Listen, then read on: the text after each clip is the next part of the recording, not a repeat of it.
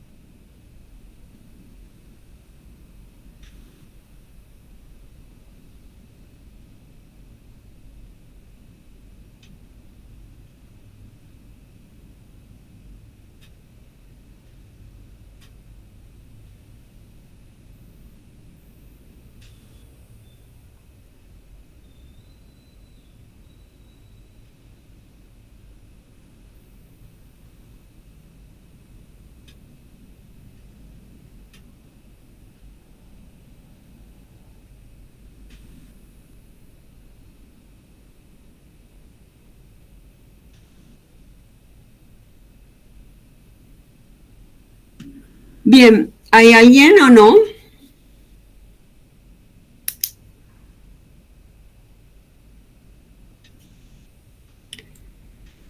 Si no hay nadie allí, voy a desconectarme porque no acostumbro a hablar con ausentes, o sea, no suelo hacer monólogos, por lo tanto, si nadie va a responder, me voy a desconectar.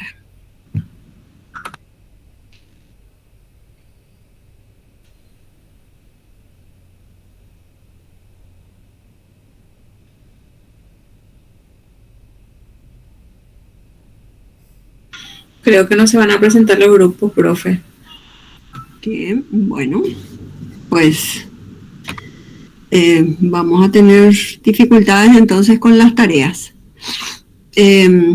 Tampoco expresan qué dificultad es la que tienen, por eso es que no se presentan, ¿verdad? Porque yo por lo menos no. Ahora estoy monitoreando justamente al grupo de asistentes y acá veo que hay gente que quiere subir, dice su tarea a la plataforma y estaba pidiendo que le asignen. Yo no tengo forma de asignarles los grupos, ustedes los constituyeron, tienen un coordinador. Vamos a recordar un poco las pautas desde la primera clase que se dieron. Los grupos tienen un coordinador, pueden tener un vicecoordinador por si al coordinador le pasa algo. Y es un coordinador el que envía a mi correo la tarea o la sube a la plataforma. No son los 15, ni los 12, ni los 10 integrantes de cada grupo. Entonces, es muy importante que recordemos un poco esas pautas de cómo están integrados los grupos y que tienen que tener un coordinador o un vice para estos envíos, ¿verdad? Y también para subir en el tiempo en que establece el calendario las correspondientes tareas en la plataforma.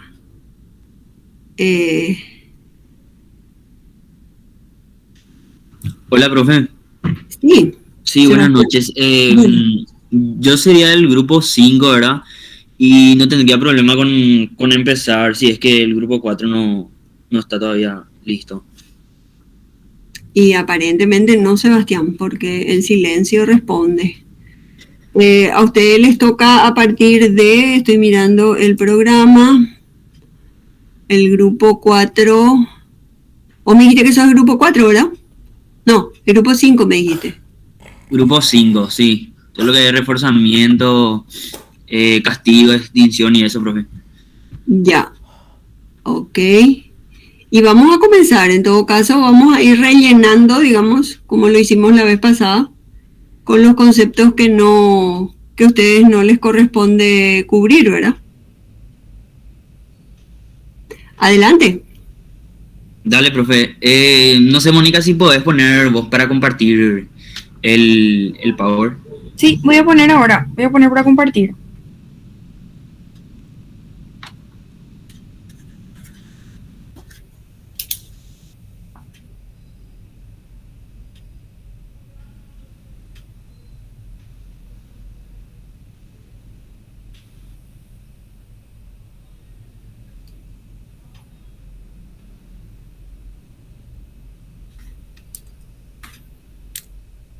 ¿Me confirman si ahí comparte, si aparece? Sí, aparece, Moni.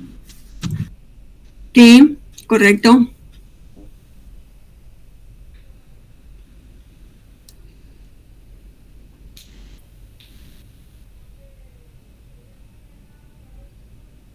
Bueno, profe, voy a comenzar nomás ya. Nosotros somos el grupo 5, ¿verdad? Tenemos como tema lo que sería la parte de reforzamiento, castigo, extinción y reforzamiento de la conducta, ¿verdad? El desarrollo de la conducta. Hay varios compañeros que no van a poder exponer por cuestiones laborales y eso, porque no les da el tiempo, digamos, y por eso, ¿verdad? Bueno, Me interrumpo, Sebastián. Sí. ¿Tu apellido cuál es, Sebastián? Alcanzo a leer ahí Sebastián Gaspar, pero después no sé tu apellido. Sebastián Centrón es mi apellido. ¿Centrón es con C o con Z? Con C. Ok, así como suena, Centrón. Sí. Ok. Dale, Sebastián. Yo voy a ir apoyando tu presentación. Bueno, ¿vos vas cambiando, Moni? Sí, bueno, ahora ya. Sí, no sé si te aparece. Sí, ahora sí. Creí nomás que se te trabó o algo así. Bueno, con respecto al reforzamiento de la conducta, tenemos como uno de los máximos representantes lo que sería Skinner, ¿verdad? Ya a esta altura todos le conocemos, digamos. Es uno de los padres dentro del conductismo, junto con Watson. Y bueno, sostiene que una persona tiene más probabilidades de repetir una conducta, ¿verdad? Que es reforzada o premiada, digamos, de manera positiva, así como será más probable que repita aquellas que estén asociadas a estímulos o refuerzos negativos. Básicamente lo que dice es, siguiendo un poco lo que era la ley del efecto de Thorndike, que teniendo en cuenta las consecuencias de una determinada conducta, ¿verdad? Si es que las consecuencias dan un premio, digamos, o un refuerzo positivo, ¿verdad?, al sujeto, hay más probabilidades de que se repita la conducta, así como si la consecuencia de la conducta hace que un estímulo aversivo o desagradable desaparezca, también dará más probabilidad de que se repita. La teoría del reforzamiento se centra en cómo se comporta un individuo teniendo en cuenta los estímulos que recibe, ¿verdad? La recompensa o la ausencia de estas pueden ser aspectos determinantes a tener en cuenta a la hora de potenciar o disminuir una conducta. Bueno, lo que le iba comentando básicamente, que dependiendo de las consecuencias, podría reforzar la conducta, incrementar mediante ya sea el refuerzo positivo o el negativo, o así también podría generar un decremento, ¿verdad? Como el castigo, digamos. Y en tipos de reforzamiento tenemos el positivo, que es aquel que tiene como objetivo potenciar la conducta de un individuo o incrementar su probabilidad de repetición, ¿verdad? Son gratificaciones o recompensas que alientan al ser humano a repetir determinadas conductas, ya que tras la realización de estas, ¿verdad?, podrá obtener algún beneficio, ¿verdad? En eso consistiría el reforzamiento positivo. Y el negativo, así también se incrementa la probabilidad de una conducta por sus consecuencias, pero porque tras sus consecuencias conseguimos la eliminación de un estímulo aversivo o desagradable. Dice, Al contrario de lo que pueda parecer de manera inicial, no se trata de castigar al individuo, ¿verdad?, como podría parecer a primera vista, o aplicar métodos invasivos en relación con su comportamiento. En este tipo de reforzadores, lo que se hace es suprimir aquellas consecuencias o cuestiones que no resultan demasiado atractivas para una persona. Por ejemplo, si un niño saca una nota, no tendrá que recoger la mesa durante un mes. O sea, realizando una determinada conducta, el niño evita realizar esa tarea que no le es agradable, que sería recoger la mesa durante un mes. Después vamos con lo que serían las características principales de la teoría del refuerzo. Y dice que es importante conocer de antemano el tipo de gratificación o recompensa que valora una persona. Obviamente esto es algo muy importante, ¿verdad? Porque no todas las personas valoramos de la misma manera un mismo estímulo, ¿verdad? Para unos, por ejemplo, el dinero puede ser un reforzador bastante gratificante, ¿verdad? Pero para otros no, por ejemplo. Después dice, cada individuo tiene diferentes gustos y utilizar reforzadores positivos o negativos significa conocer qué es lo que más atrae a un individuo para que esta técnica sea eficaz. La teoría del refuerzo se basa en utilizar reforzadores positivos o negativos con el objetivo de potenciar una conducta. El comportamiento humano, tanto como el animal, pueden verse modificados por el uso de estos reforzadores. Se supone lo que a medida que va sucediendo en la vida del individuo, el ambiente va presentando muchos reforzadores de todo tipo, ¿verdad?, que van modificando a lo largo de su historia de vida sus conductas y su repertorio de conducta, ¿verdad?, actual. Esta teoría tiene muy en cuenta el entorno, como decíamos, el ambiente y los estímulos que se dan alrededor del individuo, ¿verdad? Muchas veces se suele hablar luego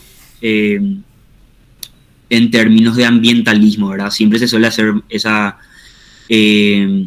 relación de los principios del conductismo con lo que sería el ambientalismo.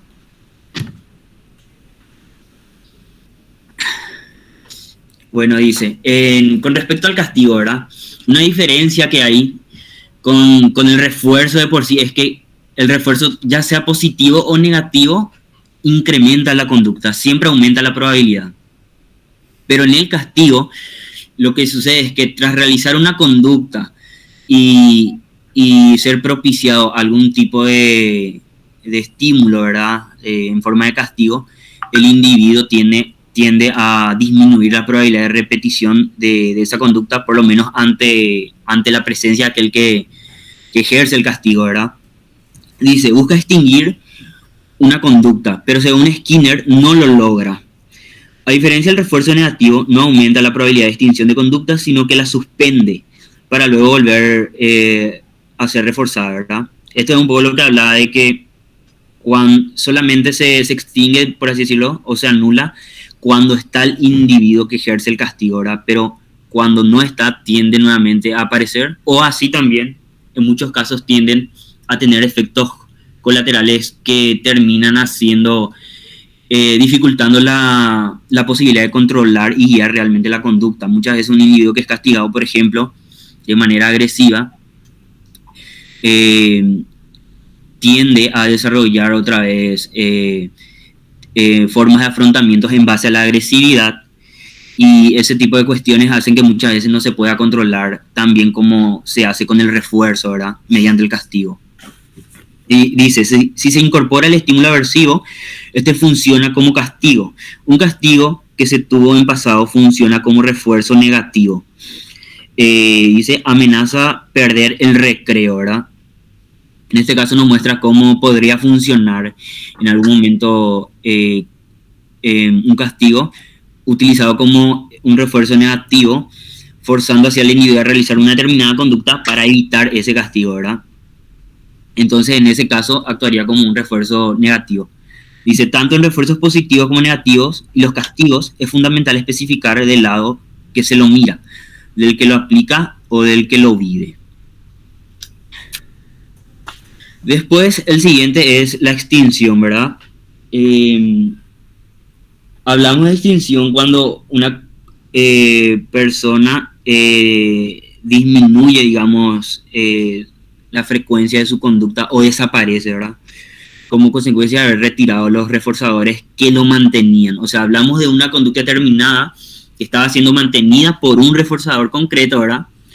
Y con extinción nos referimos a tomar la decisión de eliminar ese reforzador, ¿verdad?, de la conducta, para que así, con el tiempo, vaya extinguiéndose ya la conducta. La extinción es una técnica de modificación de conducta que consiste básicamente en ignorar los comportamientos que no deseamos que se repitan. Se busca que comportamientos indeseables dejen de producirse. Por ejemplo, un niño que necesita todo el tiempo estar al lado de su mamá y en algún momento su mamá tiene que irse, no sé, a la despensa o a comprar algo, ¿verdad?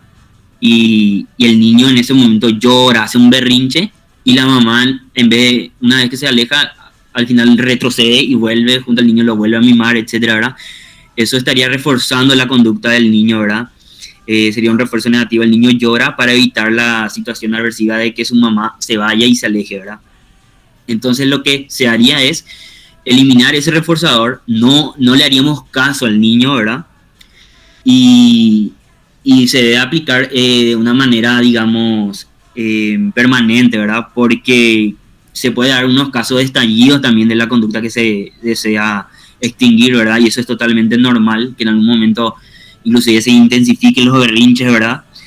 Pero con el pasar del tiempo sí o sí va a ser cada vez en intervalos mayores que suceda esto hasta el punto de extinguirse ya lo.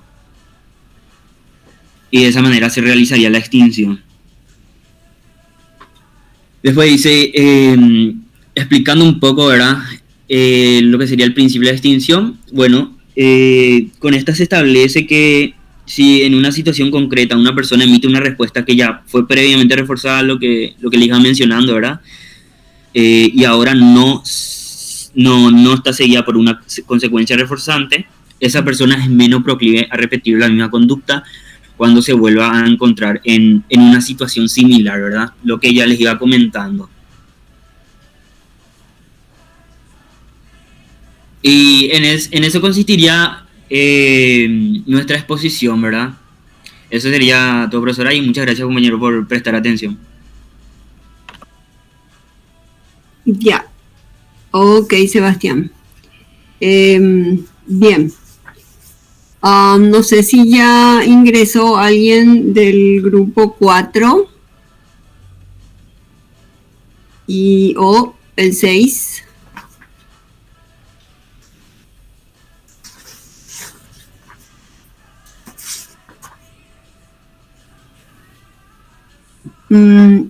Te faltó un puntillo, Sebastián, que es sí, el desarrollo de la conducta, el moldeamiento y encadenamiento. Estoy viendo que también les tocaba a ustedes. Sí, a ver, sí. Bueno.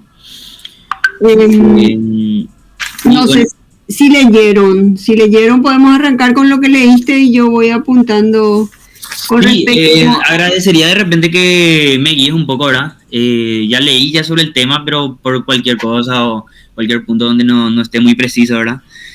Bueno, con encadenamiento tengo entendido que sería una técnica donde vamos a programar una serie de pasos para realizar una conducta final, ¿verdad? Y tengo entendido que se dice encadenamiento porque se va haciendo en cadena, paso por paso. Pequeñas conductas, ¿verdad?, se van reforzando para así poder realizar la conducta que se desea, ¿verdad? ¿Sería eso, verdad? ¿O me equivoco? No, perfecto. Es el encadenamiento. Esto que hiciste hoy, por ejemplo, para presentar esta clase con tu grupo, se podría tomar como un ejemplo de encadenamiento. Hay una asignación de tema, ese tema se somete a lectura, análisis, ¿verdad? Y cada uno de esos pasos que se dan para esta conducta total, porque acá hay una conducta que se llama presentación de tareas, le vamos a llamar, ¿verdad? Pero esa conducta que es global, total, lo que se hace en el encadenamiento es separarla en pequeños eslabones, como si fuera realmente una cadena. Entonces uno se mune del material, después localiza el material, lo prepara, le da un formato, finalmente lo pone en ese formato. Cada uno de esos eslabones de la cadena se sostiene por un principio de reforzamiento final de la conducta. Es decir, la conducta, por ejemplo, de haber encontrado el material, de haber identificado la tarea, va a servir de estímulo discriminativo para la siguiente conducta, que es leer, profundizar, ¿verdad?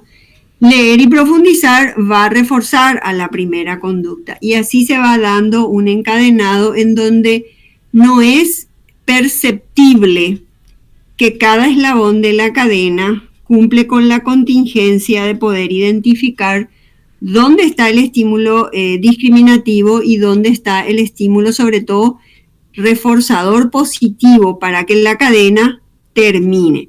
Podríamos decir que el refuerzo positivo final de esta cadena de presentación son puntos bonos, ¿verdad?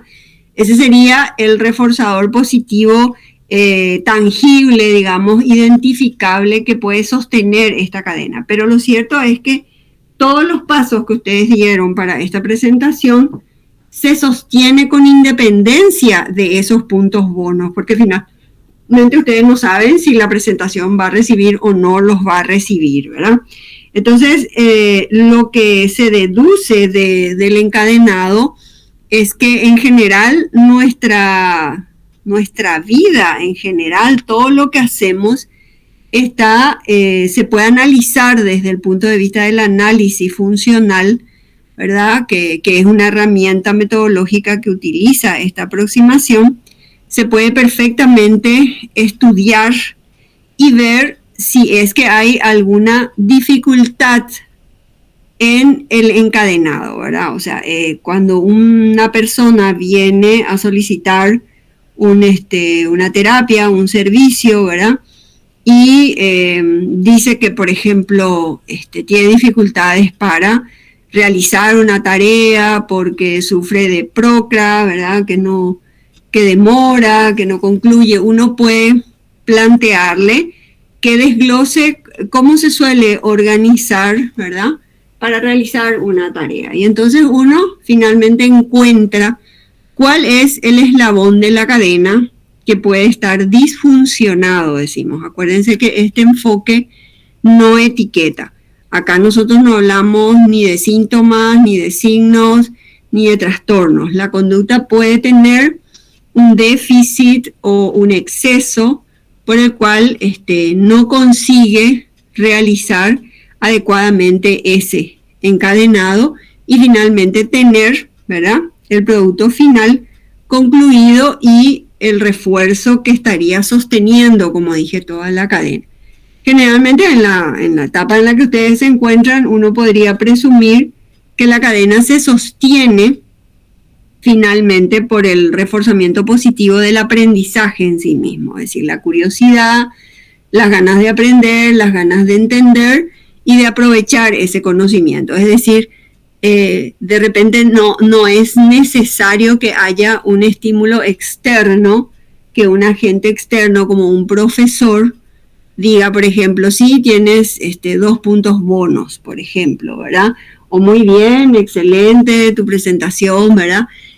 O sea que hay muchas cadenas en la vida diaria, ¿verdad? Y en la vida de cualquier individuo que se sostienen básicamente por el propio autorreforzamiento. Es decir, la persona realiza esas tareas y las termina por un poco la satisfacción de haber concluido algo, ¿verdad? De haber cerrado algo, como dirían los gestálticos. Eso es en el encadenado. Por ejemplo, una gran cadena en la que ustedes se encuentran y que están casi culminando es haber llevado adelante la carrera, ¿sí?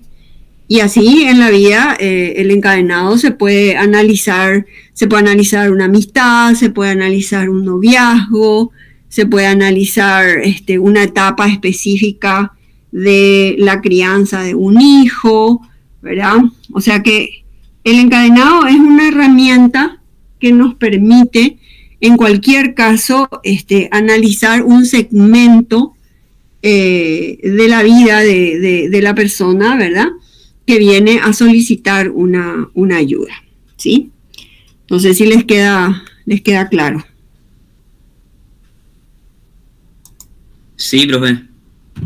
Bien, ahora hay una diferencia con lo otro. No sé si leíste el moldeamiento. La diferencia con el moldeamiento, profe, yo no entendí muy bien, la verdad. Uh-huh. O sea, en un principio me pareció bastante similar, luego y no... O sea, ¿podrías de repente deslindarme esa cuestión? Ya. En el caso del moldeamiento y muchísimas de las conductas que están incorporadas en el repertorio humano, se puede presumir que han sido incorporadas al repertorio humano por moldeamiento. Y voy a poner ejemplos de la etapa temprana de desarrollo de un individuo, ¿verdad? Cualquiera de ustedes no se va a acordar, por ejemplo, cómo aprendió a comer solo con cubiertos, ¿sí? Algunos tendrán un recuerdo remoto, ¿verdad?, de la primera vez. Es muy difícil pensar que el bebé se va a acordar, por ejemplo, de la primera vez que su mamá le puso en la mano una cuchara, ¿sí? En ese caso, la cuchara es una herramienta que la mamá puede inducir, y fíjense que en este libro, en el mismo material y un poquito más adelante, se habla de inducción y desvanecimiento. Entonces, ¿qué es lo que hacen los padres? Los padres lo sientan al bebé en la típica sillita, ponen el platito, ¿verdad?, y le dan una cuchara. Y inducen la conducta guiándolo al principio, ¿verdad? Toman un poco del alimento y lo conducen hasta la boca del bebé. Esa inducción se puede y se debe ir desvaneciendo justamente para que el bebé pueda realizar esos movimientos que al principio van a ser típicamente de ensayo y error, va a ser seguramente más lo que tire, ¿verdad?, que lo que consiga llevar a la boca, pero ese mecanismo, ese procedimiento del moldeamiento es que finalmente ustedes terminaron aprendiendo a usar la cuchara y seguramente que con mucha satisfacción ya ninguno hierra la boca ni derrama el contenido de la cuchara, ¿verdad? ¿O todavía lo hacen?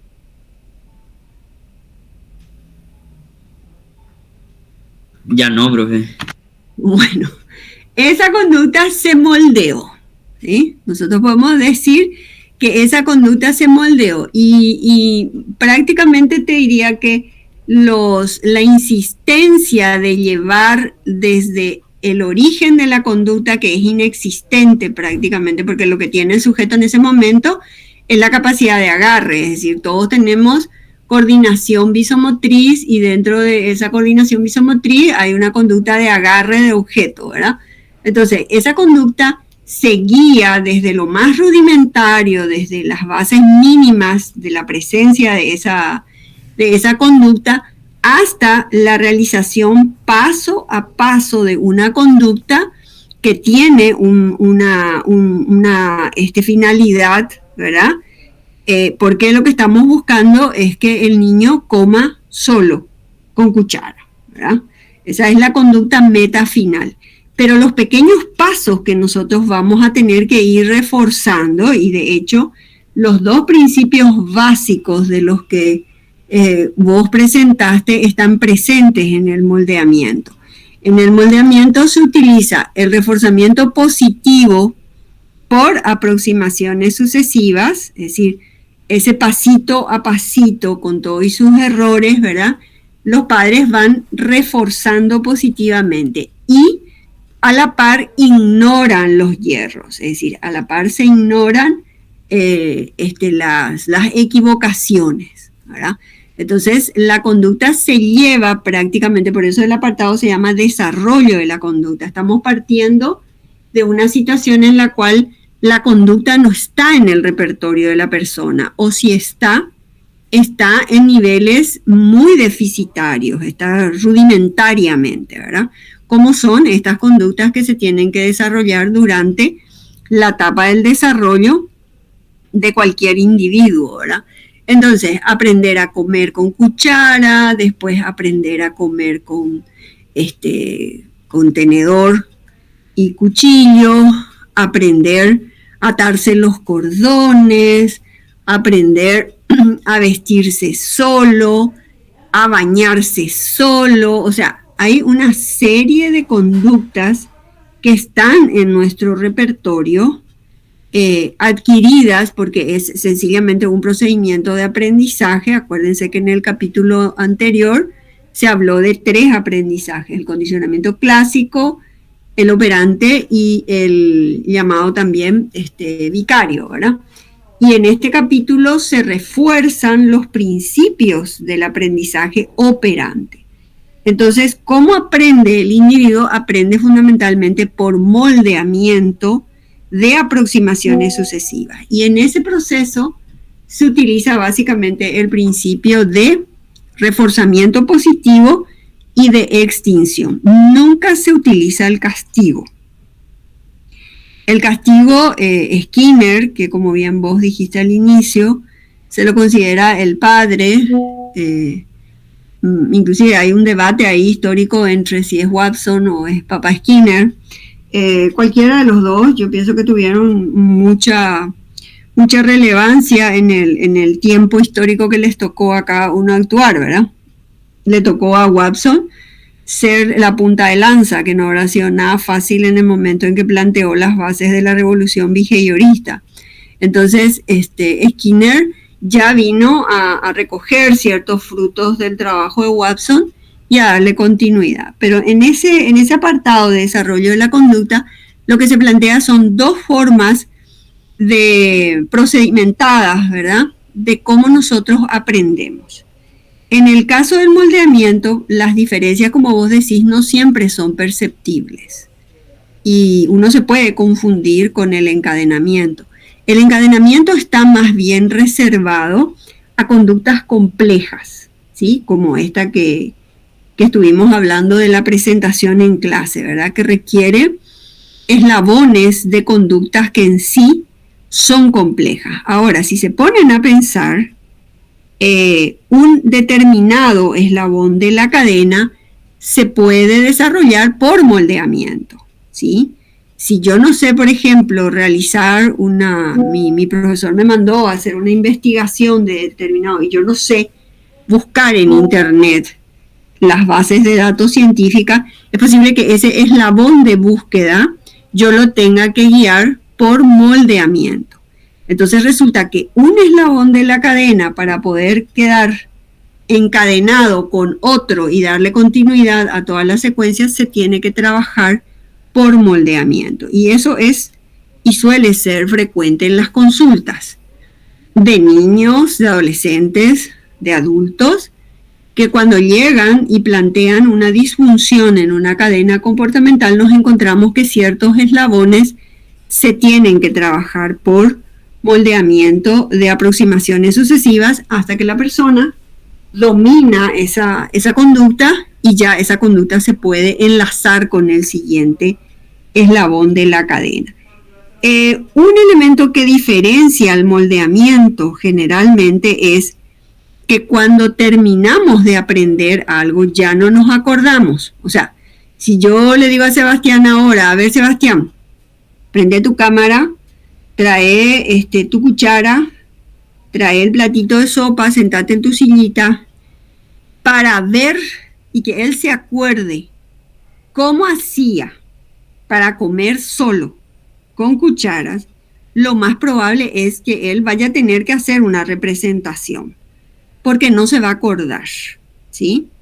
Lo más probable es que eso se haya ya extinguido del registro, porque esa conducta, por efecto de la práctica, ¿verdad?, y del refuerzo positivo, elimina, extingue esas manifestaciones de error, ¿verdad? Entonces ya prácticamente en el moldeamiento nadie de ustedes se va a acordar cómo aprendió a atarse los cordones, ni cómo aprendió a subirse el cierre, ni cómo se bañó, aprendió a enjabonarse y enjuagarse y secarse, ¿verdad?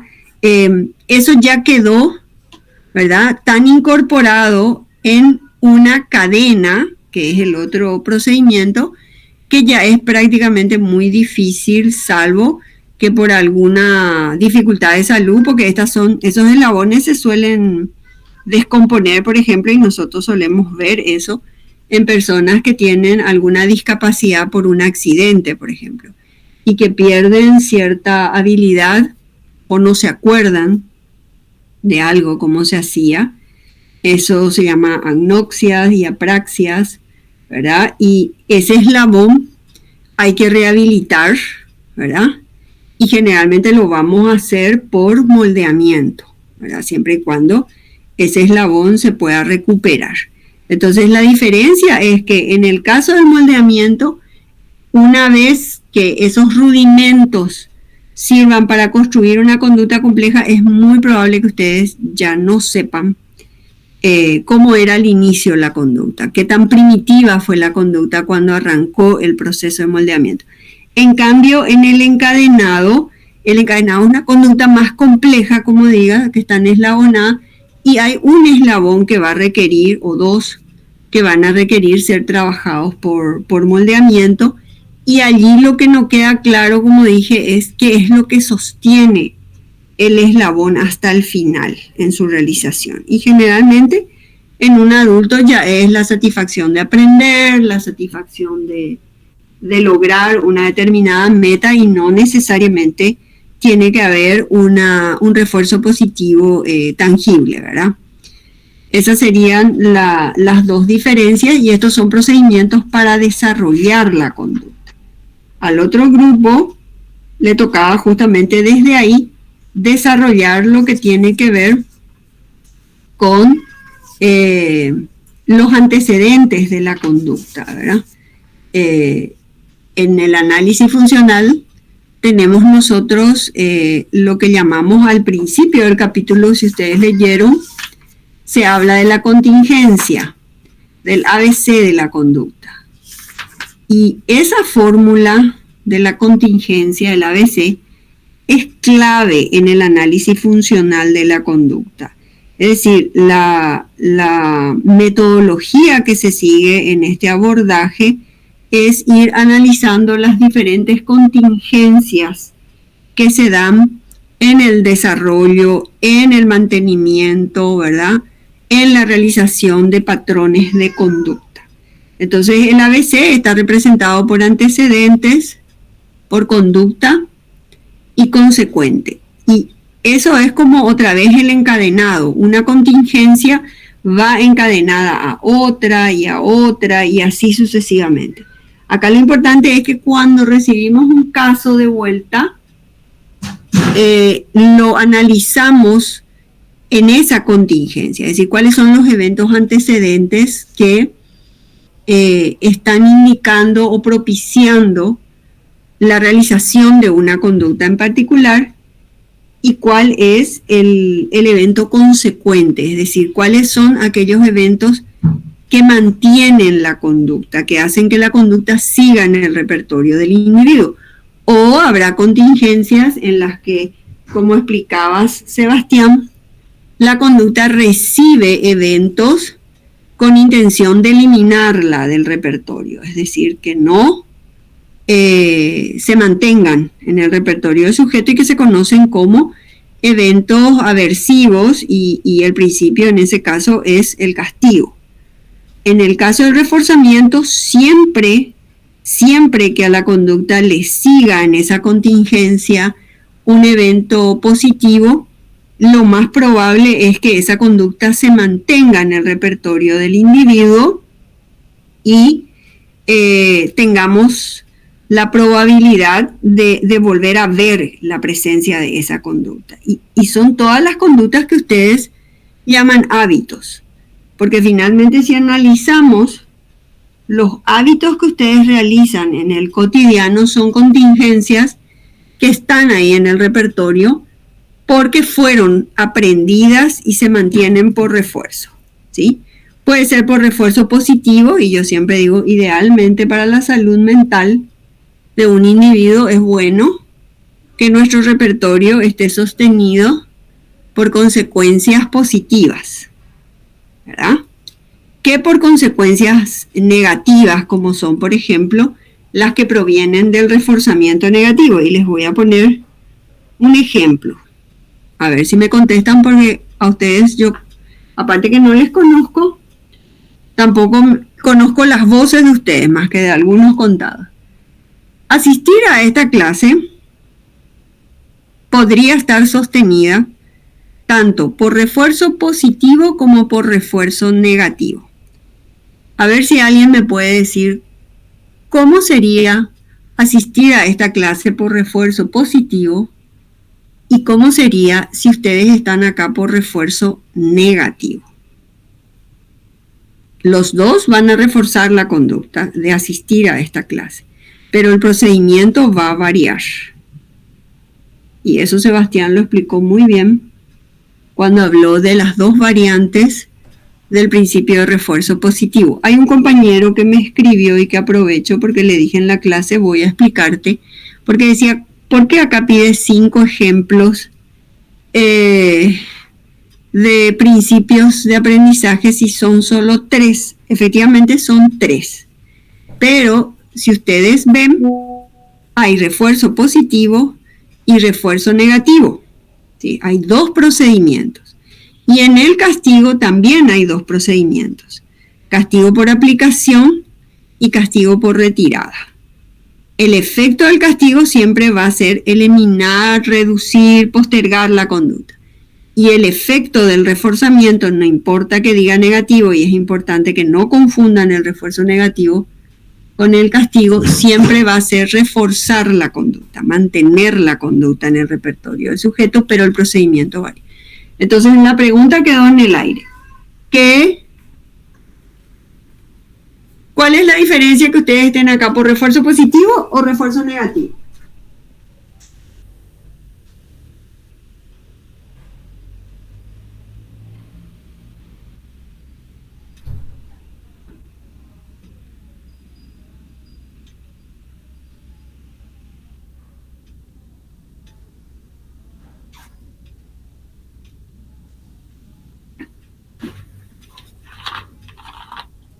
Profe. Sí, Sonia. Un refuerzo positivo por estar en clase podría ser el aprendizaje en sí. Si estoy, aprendo. O si estoy, me gano puntos. Sí, ahora, con el negativo sí podría ser, por ejemplo, si participo, no me voy a perder tanto al hacer las tareas. Eso sería un refuerzo. Si vos estás acá porque temes perder puntos o temes sacarte una calificación negativa, fíjate que es la misma conducta. Sí. Pero tu conducta está sostenida por las consecuencias aversivas que podría tener el que no vengas a la clase. ¿Se entiende? Sí. En cambio, en el primer caso, vos estás acá por las consecuencias positivas, porque querés aprender, porque querés ampliar tus conocimientos, ¿verdad? Por motivos que son de carácter positivo. Y en la vida, todas las situaciones, si nos ponemos a pensar, yo siempre les hago jugar con eventos cotidianos. A ver, ¿ustedes pagan sus servicios públicos por refuerzo positivo o negativo? Sí. Negativo, para que no se corte. Ahí está. ¿Quién los paga por positivos? Nadie, profe. ¿Por qué? Y porque no pagas y te cortan. Ahí no hay un premio porque pagues a tiempo. Que yo sepa. Y nadie te hace descuento. Ande nunca le ha hecho descuento a nadie por pagar su factura a tiempo o antes. Pero ahí solo hay un refuerzo negativo, no pagas y te corto. Pero hay uno que estás desconociendo. Yo soy un ciudadano responsable, soy un ciudadano ético, entonces yo no necesito tener la espada de Damocles sobre mi cabeza amenazándome con decapitarme y pagar mis servicios solo por la amenaza de que me van a cortar. ¿Se entiende? Es más, cuando yo pago por reforzamiento positivo no me estreso. Y eso es lo grave. O sea, acá quien funcione mayoritariamente por refuerzo negativo es un organismo estresado, decía Skinner. Ese es un organismo estresadísimo, enfermo. A la larga se va a enfermar. ¿Sí? ¿Se entiende? ¿Y qué pasa si no pagas? Te van a cortar, efectivamente, pero acá la cuestión es tener lo que llamamos comúnmente una situación de paz, de tranquilidad, y hacerlo en tiempo y en forma, ¿verdad? No por la amenaza de chin, me van a cortar, ¿verdad? ¿Se entiende? La misma cosa que venir a la clase, o sea que venir a la clase no tendría que tener refuerzo negativo, es decir, nadie debería estar acá obligado, supuestamente, si nosotros hubiéramos tomado la escolaridad, como en otras universidades, yo tomo la escolaridad en la Católica y en la Nacional, el alumno que no asiste se queda sin derecho a examen, ¿verdad? Entonces, ahí, por ejemplo, se da la misma situación. Si vos no te vas a clase y te vas a clase solo para no perder la escolaridad, para no quedarte sin oportunidad, eso es refuerzo negativo.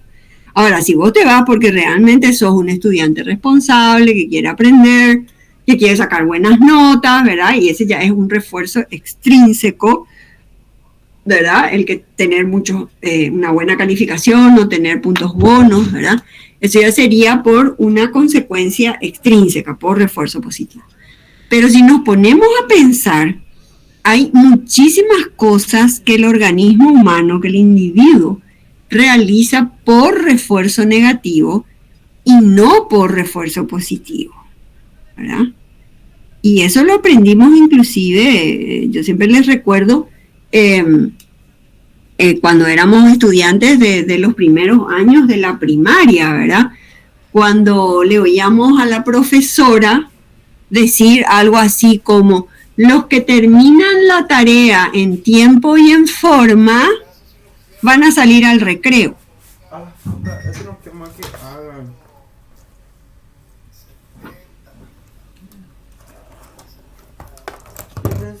A premio, refuerzo positivo. En el caso que, ¿qué? En el caso de que salgan al recreo. Sí, pero ¿cuál es la condición para que vos salgas? Que terminen la tarea en tiempo y forma. Un condicionamiento. Pero ahí hay una amenaza velada, que es la misma amenaza de Fátima cuando dice me van a cortar la... Para mí sería negativo eso. Sí, es negativo. O sea, la profesora está abriendo la puerta a qué cosa, al castigo. Pero la profesora le está diciendo que va a salir más temprano, nomás no le está diciendo que no va a salir. O sea, llega la hora y le va a dejar salir. Otra cosa sería si le dice, si ustedes no terminan la tarea 10 minutos antes, no van a salir. No, pero ahí no funciona. Habitualmente, Fátima, no funciona así. La profesora te dice, los que terminen en tiempo y en forma van a salir al recreo. La amenaza velada allí es que el que no termina en tiempo y en forma se va a quedar sin su refuerzo positivo porque no te va a dejar salir hasta que no termines y por ahí te comes todo el proceso haciendo, sí. No, yo entendí que la profesora dijo que si terminaban antes su tarea iban a salir antes al recreo. Bueno, normalmente pues hacen así las profes. En la escuela también, ¿verdad? También. Eso es un refuerzo positivo. Si terminas antes y tenés 10 minutos más de recreo. Claro, ahí el planteo va por por un procedimiento positivo, es decir, yo te aliento a terminar antes, en tiempo y en forma y adelantado, ¿verdad? Porque así vas a tener el disfrute de 10 minutos o de 5 minutos extras más del receso. Pero en el otro caso hay una amenaza velada, porque si vos no entregas en tiempo y en forma, te vas a tener que quedar durante el receso a terminar. Y hay muchos estudiantes que entregan la tarea bajo esa sensación de amenaza. Entonces, están trabajando por refuerzo negativo, ¿sí? Y eso es lo que Skinner planteaba en varias de sus obras que tenían aplicación en el contexto educativo. Decía que en las aulas había exceso y abuso, decía él, de eventos aversivos, ¿verdad? Que es más, él rememora todas esas frases que todos conocimos, ¿verdad? De la letra con sangre entra y qué sé yo, ¿verdad? Las técnicas que se utilizaban de humillar al alumno con las famosas orejas de burro, todo eso existió, eso no es fantasía, ¿verdad? O sea que la educación tradicional, la educación del Magister Dixie, tradicional, clásica, hizo uso y abuso del castigo más que del reforzamiento positivo, ¿verdad? Entonces, estos principios, una moraleja importante en la lectura de este capítulo 2 es, y Sebastián dijo algo interesante, este es un modelo ambientalista. Y muchas veces cuando decimos eso no queda claro, ¿verdad? Entonces yo le digo, primero que nada, estos investigadores, llámense como se llamen, no inventaron nada. Y eso Skinner siempre lo dijo. Todo lo que ellos hicieron fue observar el medio ambiente y ver los principios, las leyes de la naturaleza. Y si se ponen a pensar, la naturaleza tiene leyes y principios operantes, ¿sí? Todo el tiempo. Eso lo aprendió nuestro papá de las cavernas. Si nuestro papá de las cavernas no aprendía pronto los principios de reforzamiento, de castigo y de extinción, de discriminación, de generalización de la conducta, de moldeamiento. ¿Cómo creen ustedes que papá de las cavernas consiguió sacar chispa y fuego? ¿Cómo se les ocurre que habrá sucedido esa conducta? Siguiendo los principios que estamos leyendo.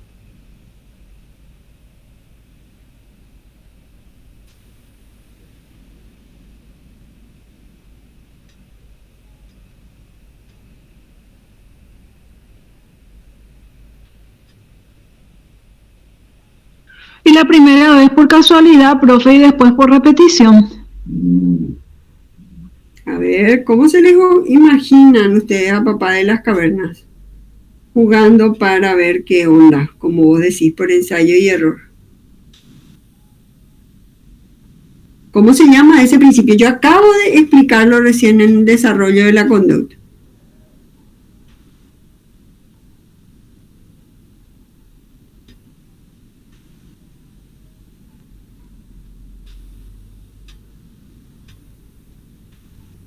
¿Cómo se llama?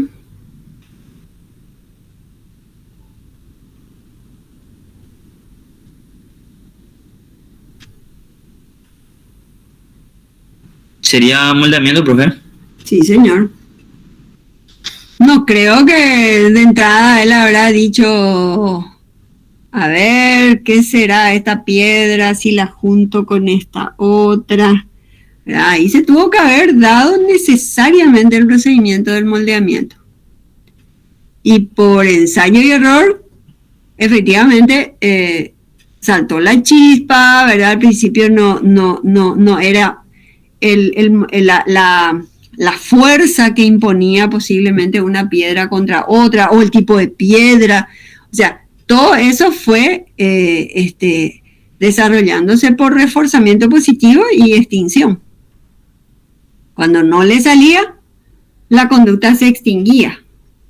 Y cuando se aproximaba a que la chispa saliera y se prendiera, era refuerzo positivo. ¿Sí?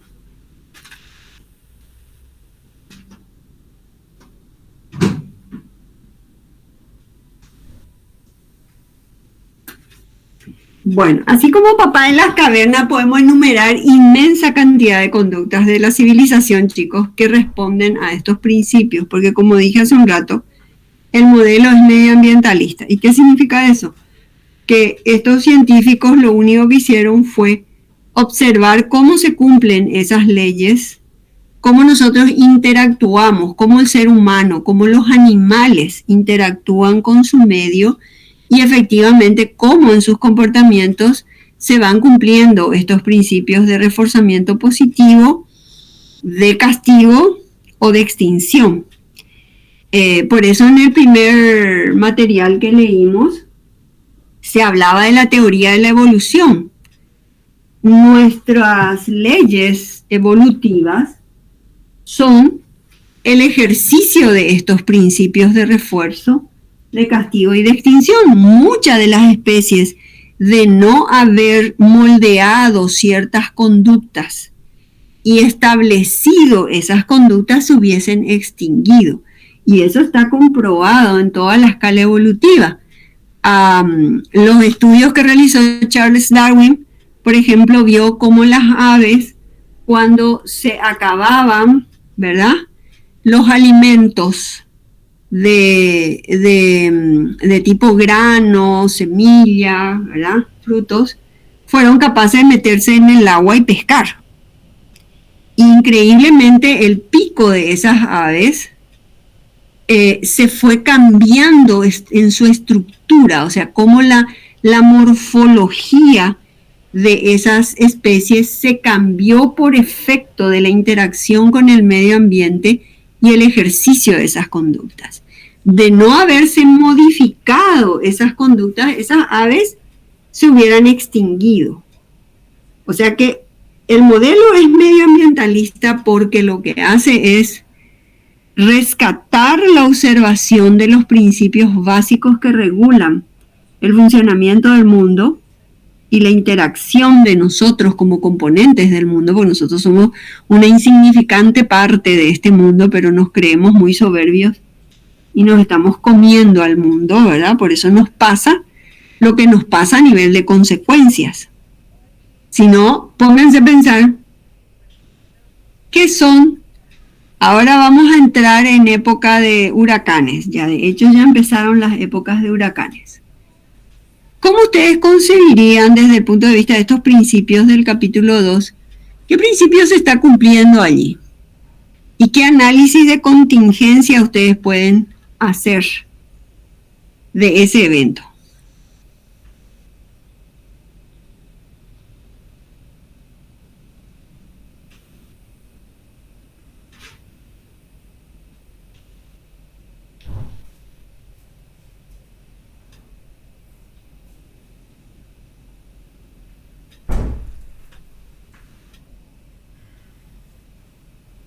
Todo lo que sea aportar al medio ambiente, como evitar reducir la contaminación,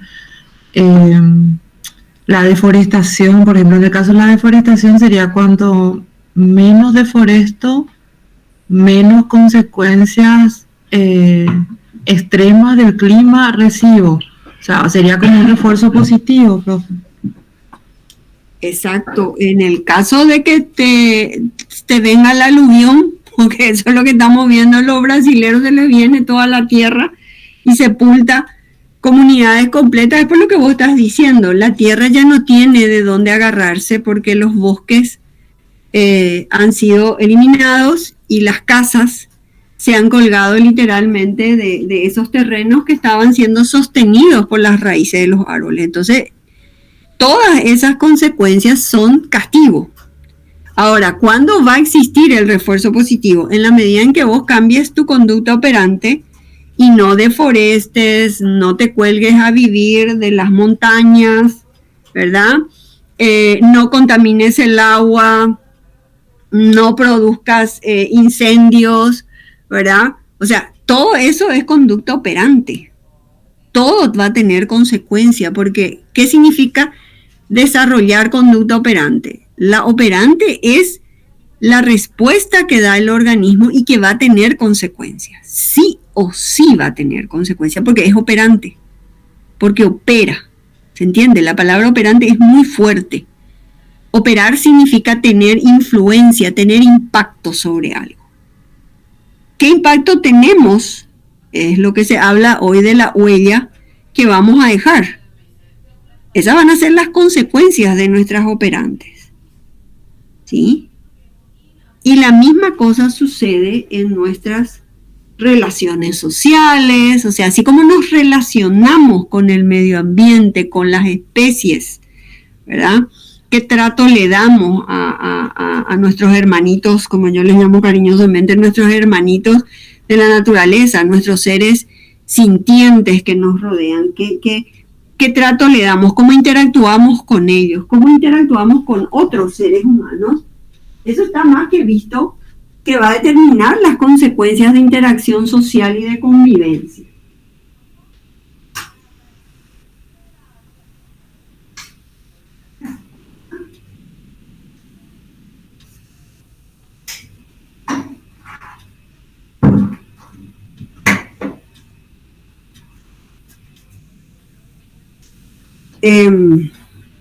Los comportamientos humanos siempre van a tener consecuencias. Y el análisis que hacen estos científicos del comportamiento fue eso, fue observar y luego llevar esos principios a su estudio en laboratorio. Por eso Skinner decía, yo no inventé nada nuevo. O sea, que cuando él deduce que nuestro comportamiento se puede explicar, y fíjense qué sencillo, cualquiera diría, pero Skinner no era muy sabio, porque pensar que todo nuestro repertorio se aprende por refuerzo positivo o negativo, por castigo y por extinción, aplicados en procedimientos de moldeamiento y encadenamiento, a muchos le ha parecido, y esas han sido las críticas que ha recibido la ciencia del comportamiento, como reduccionismo, ¿verdad? Como reduccionista. Como que esos principios no son suficientes para explicar cómo aprendemos lo que somos, lo que finalmente reflejamos en nuestro ser diariamente, ¿verdad? Comportándonos. Pero lo cierto y concreto es que lo que hacemos, lo que dejamos de hacer también, porque la operante no significa solo acción, sino también ausencia de acción. Cuando vos decías, Sonia, yo no tengo que echar los árboles, yo no tengo que contaminar, yo cuando me voy a un bosque no tengo que hacer una fogata en época de sequía, porque sé que eso puede desencadenar un incendio devastador. La mayoría de los incendios son consecuencia de una respuesta operante irresponsable, ¿sí? La exterminación de las especies, el exterminio de las especies y las plagas que estamos teniendo, como la del COVID y ahora la del mono, son consecuencia de operantes irresponsables del hombre. O sea que los principios se siguen cumpliendo. Y ese era el mensaje de estos científicos. Si nosotros nos regimos y acatamos estos principios, deberíamos de funcionar, entre comillas, funcionalmente. Pero si nosotros quebrantamos esos principios, va a haber disfunción. Y fíjense que no hablan ni de enfermedades ni de patologías, definitivamente hablan un comportamiento que no se ciñe a estos principios, se va a disfuncionar. ¿Sí? Va a crear una disfunción, ya no va a cumplir en la naturaleza, en la interacción social, económica, política, de la que ustedes quieran, porque los principios se cumplen en todas las dimensiones y escenarios donde el ser humano se comporta. ¿Sí? No hay principios distintos para el ejercicio de mis operantes en la política, en la economía, en el cuidado del medio ambiente, en el cuidado de la salud física o mental. Ese es un poco el mensaje de esta línea teórica. El medioambientalismo y el uso de los principios que regulan la interacción en el medio ambiente del hombre con su entorno está un poco la explicación de lo que somos. ¿Sí? Y si nosotros usamos esos principios, porque eso es lo que se va a plantear después, esos principios, así como aprendimos por esos mismos principios, se puede desaprender, ¿sí? Y eso es lo que usamos finalmente cuando alguien viene a la consulta y decidimos aplicar estos principios para el cambio de conducta. Por eso el libro se llama Modificación de la Conducta. O sea que si yo quiero modificar la conducta que esa persona aprendió y que es un mal hábito, que es un mal aprendizaje, por eso está disfuncionado, no está cumpliendo la función adecuada, entonces yo utilizo estos mismos principios para que esa persona tenga una nueva oportunidad de aprender y desarrollar un repertorio que va a sustituir al repertorio que está disfuncionado. ¿Hasta ahí me siguen? ¿Hay alguna pregunta?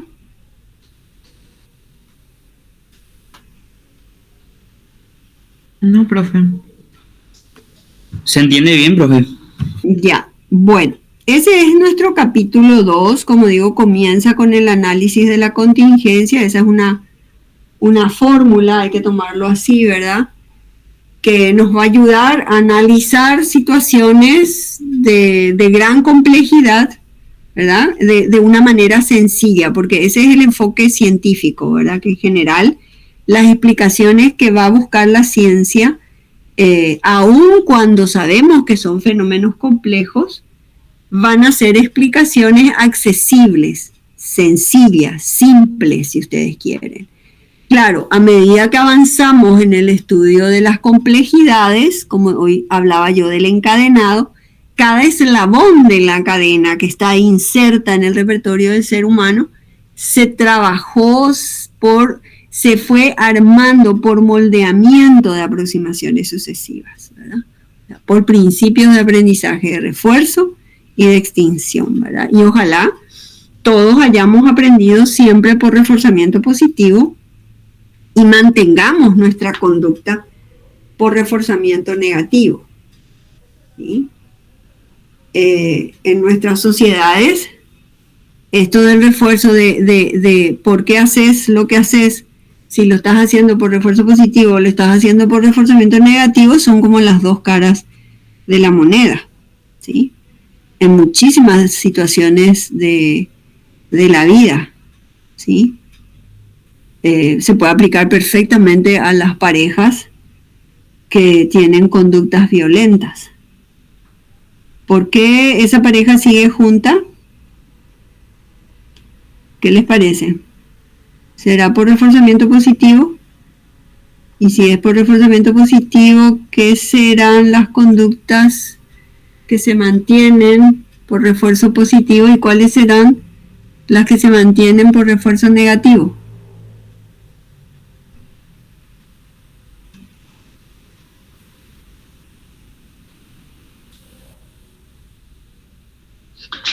En una pareja donde hay violencia,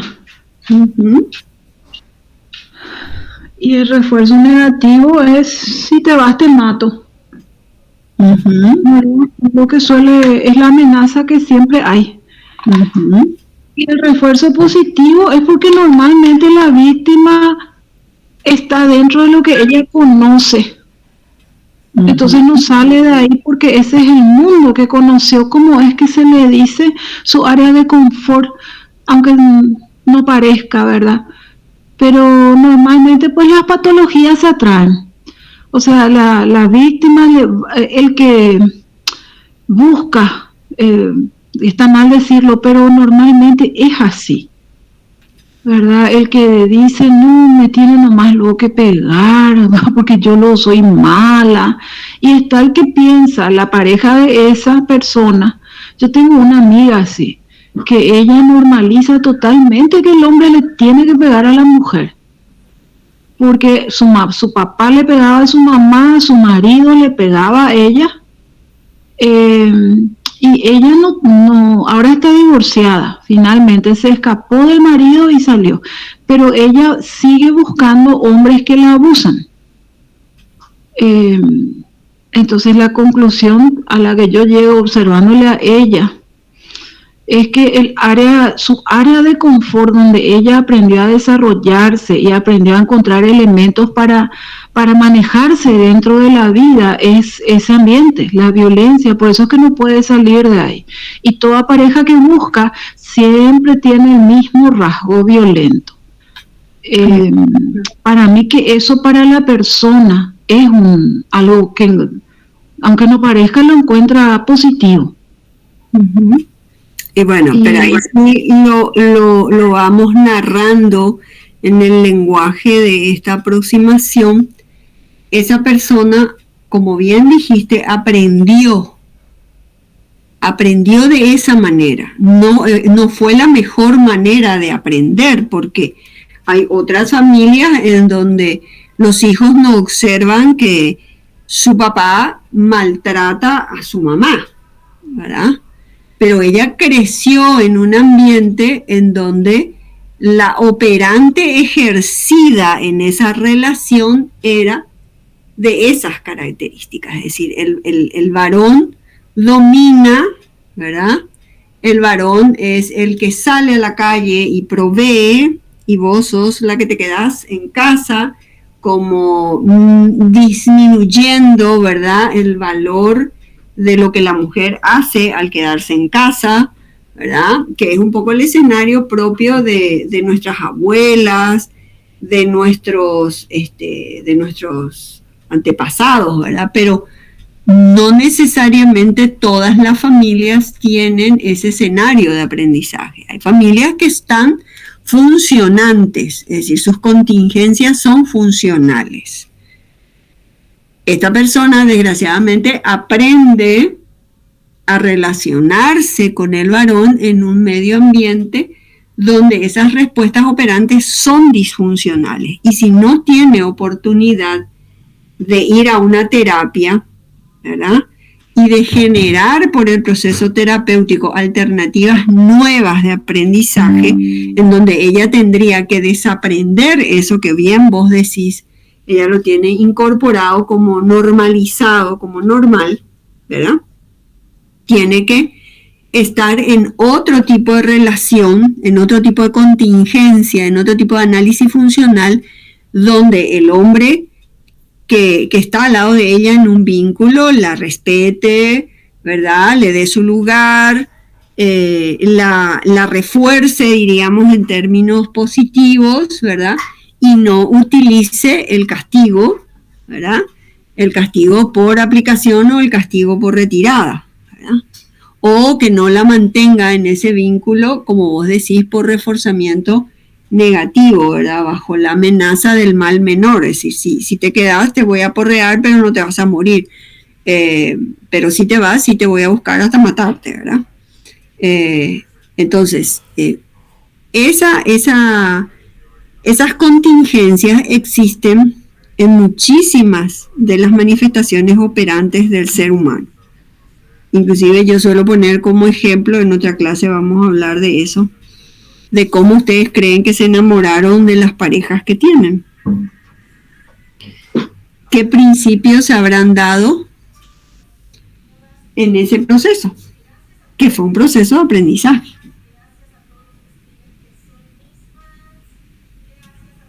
¿Y por qué buscamos lo que vimos en la infancia nomás, profe? Esa es la pareja que uno busca después. Alguien que refleje aquello que tuvo en ese momento. A ver, todos se enamoraron de, como diría Papá Freud, de su papá, de su papá o de su mamá. A ver, ¿estamos de acuerdo?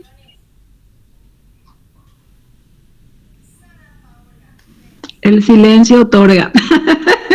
El silencio otorga, profe. Ya ves, yo no estoy lo muy segura, Fátima, si acá hay gente. No sé dónde están. No, y están diciendo que sí. No, en nuestro caso, disentimos. Ahí Sonia disiente, dice, no está de acuerdo. En mi Yo caso tampoco, especial. profe. A ver, allá hay otra que le tocó el tema también. Siempre que Yo no estamos... estoy de acuerdo, porque lo que no tuvimos papá, por ejemplo. Ajá. ¿Y sí? No. Pero hay una figura paterna representada por la madre, quieras o no, hay un rol paterno que la madre soltera ejerce también, se ve obligada a hacerlo.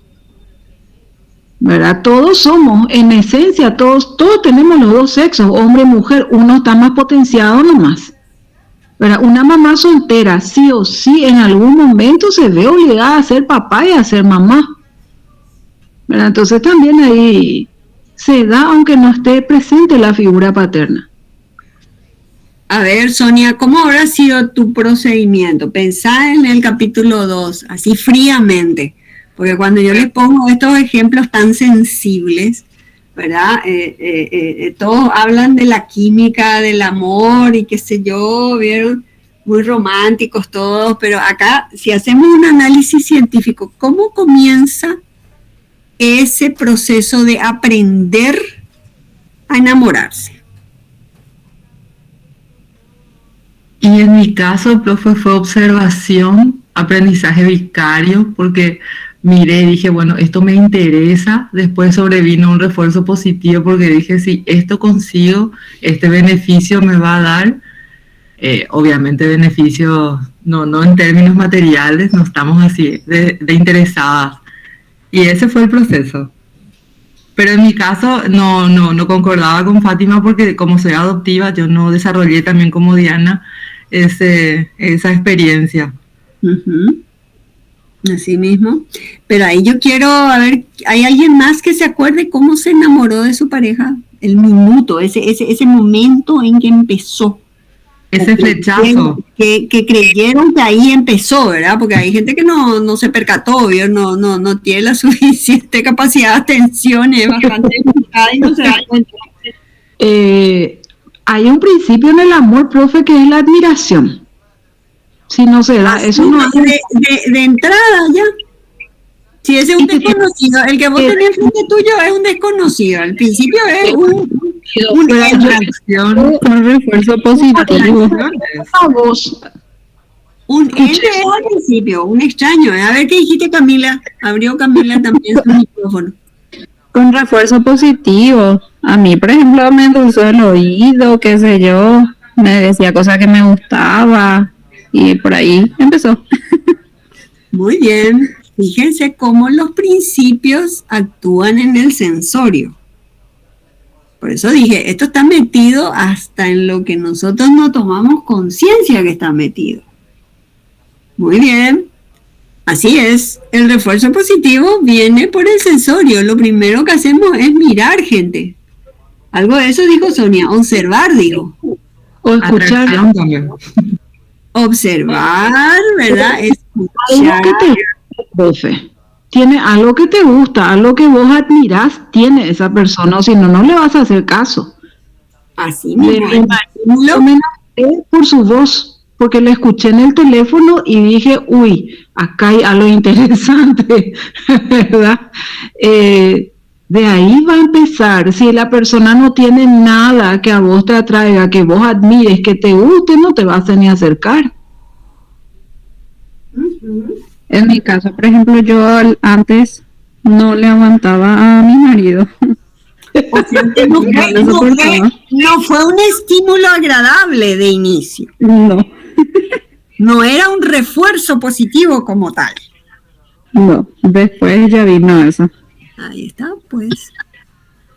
Pero fíjense que en todos los casos, los principios podrían ayudarnos a explicar cómo se va dando ese procedimiento que llamamos vincularnos a una persona, gustarnos de una persona, después pensar que estamos enamoradas de esa persona, ¿verdad? Y cómo hacer para mantener ese vínculo, ¿verdad? Los principios están metidísimos ahí y muchas veces no somos absolutamente conscientes, ¿sí? No en el sentido del inconsciente freudiano, ¿verdad? Sino sencillamente que no prestamos atención, no somos buenos observadores de nuestra conducta operante.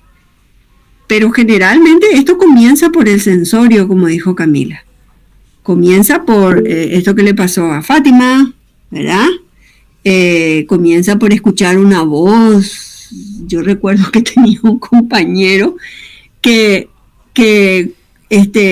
cuando todos le hablaban, o sea, cuando le escuchaban en una grabación de teléfono o algo, decía, pero este tipo debe ser guapísimo. O sea, que increíblemente es como la gente asocia así una voz, no sé, tipo de actor, ¿vieron? De esas voces que se dan para la radio, para la televisión. Y en realidad él no tenía mucho de las características externas, ¿verdad? Era una excelente persona, muy buena, y tenía una voz impresionante, pero físicamente esa voz no iba con el cuerpo, digamos, o con lo que las demás personas podían haber asociado, ¿verdad? Que tendría que ser, pero este tipo deberá ser guapísimo, ¿verdad? Bueno, pero comienza por el sensorio, comienza por miradas, comienza por la escucha, ¿verdad? Y bueno, y en esa interacción, ambas vías empiezan a actuar con los principios que estamos viendo, ¿verdad? O sea, una mirada y yo capto que me está mirando, pues yo devuelvo la mirada. Automáticamente lo que estoy haciendo al devolverle la mirada es reforzarle la mirada inicial. ¿Se entiende?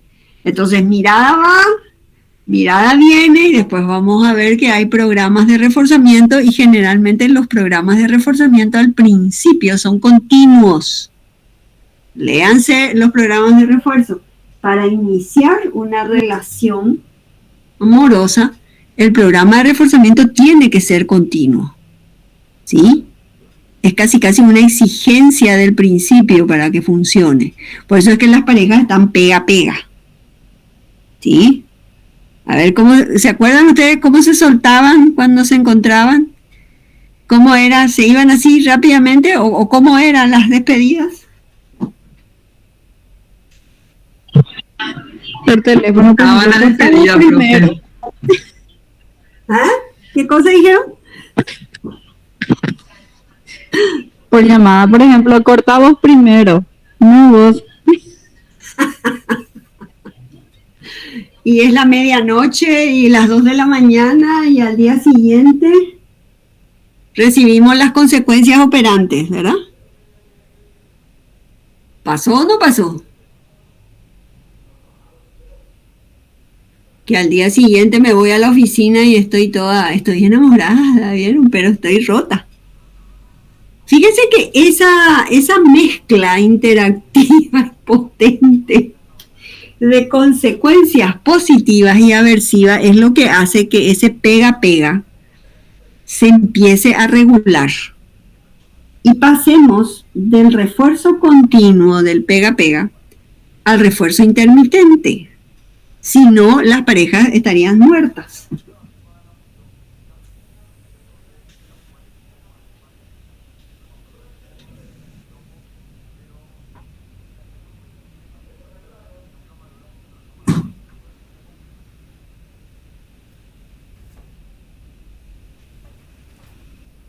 En ese proceso del enamoramiento, sin embargo, profe, no se puede dejar de mirar un poco al tema biológico, lo que ocurre, ¿verdad? Que es una hiperproducción de dopamina, oxitocina y todos estos neurotransmisores. Y la producción de esos neurotransmisores se produce por un periodo de 3 años. Hasta ahí dura el enamoramiento, ese pega, ¿verdad? Eso va hasta ahí. ¿Y leíste qué principios regulan nuestras sustancias en el cerebro? No. Yo escuché una conferencia una vez sobre el cerebro y el enamoramiento. Ah, ya. ¿Verdad? Y pero alguien vio cómo las sustancias refuerzan, o sea, los mismos principios que están fuera, exteriormente, funcionan a nivel cerebral. O sea, estas sustancias siguen los mismos principios de la naturaleza. Por eso es que una vez activadas por ciertos, y esto es bien interactivo, ¿verdad? Entre el estímulo intrínseco, que bien vos decís, tienen que ver con los químicos del cerebro, ¿verdad? Pero los químicos del cerebro son de alguna manera activados. Si lo ponemos en análisis contingencial, el antecedente tiene que ser el encuentro inicial que estamos diciendo. Esto que estamos diciendo de me miró, le miré es el antecedente, ¿sí? Y luego ya viene la conducta operante que incrementa él me miró, le miré, se acercó, me acerqué, me habló, le hablé, ¿verdad? Esas conductas operantes se desencadenaron por un escenario contingencial de antecedentes y eso interactuó con tu cerebro, que tiene una química, y se empezó a segregar ciertas sustancias que hicieron que se reforzara el que quisieras estar ahí. Y eso se va prolongando hasta por un espacio de 3 años nomás. Y después ya baja. Y bueno, eso habrá que preguntarle a las parejas, ¿verdad? Habrá que hacer una encuesta. No, es que es así, profe. Eso está en estudios hechos por el Instituto Karolinska de Estocolmo. Ellos han realizado estudios a ese respecto. Bueno, yo llevo 30 años de relación y puedo dar fe de que eso es así. O sea, si bien es cierto, hay un refrán popular o sea, no sé si es refrán popular o dicho, pero el amor se riega, y sí tiene razón ese refrán. Si bien nunca más se llega a alcanzar el nivel de dopamina inicial, hay que seguir reforzándolo con abrazos, besos, mimos, qué sé yo, pero nunca se vuelve a producir ese nivel tan alto de los primeros 3 años. Bueno, pero eso que estás diciendo es muy interesante y hay que volverlo otra vez a atar con estos principios que estábamos hablando, que son de la naturaleza, que son del proceso evolutivo del ser humano, porque finalmente nosotros somos, dentro de la cadena evolutiva, animales. Somos animales pensantes, ¿verdad?